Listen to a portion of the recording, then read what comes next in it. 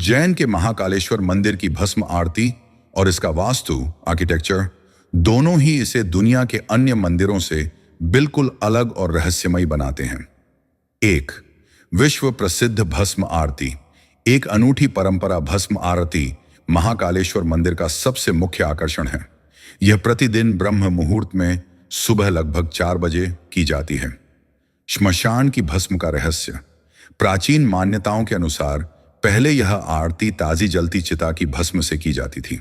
हालांकि अब यह नियम बदल गया है और अब कपिला गाय के गोबर के कंडे, शमी, पीपल और पलाश की लकड़ियों से बनी पवित्र भस्म का उपयोग होता है।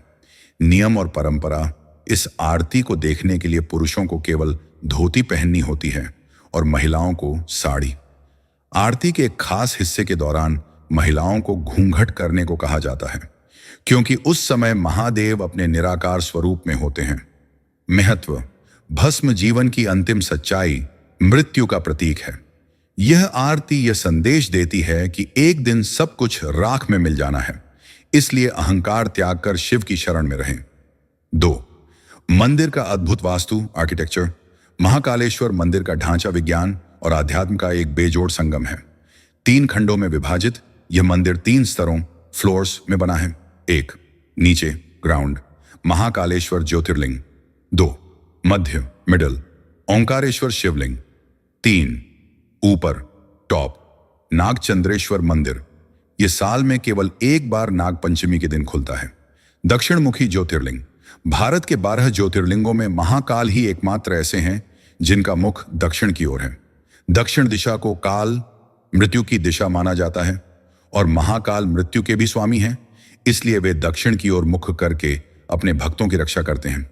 आधुनिक और प्राचीन का मेल।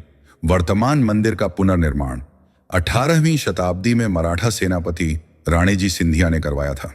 इसकी नक्काशी में भूमिज, चालुक्य और मराठा शैली का प्रभाव दिखता है। 3, महाकाल लोक कॉरिडोर। हाल ही में बना श्री महाकाल लोक कॉरिडोर इस मंदिर की भव्यता को कई गुना बढ़ा देता है।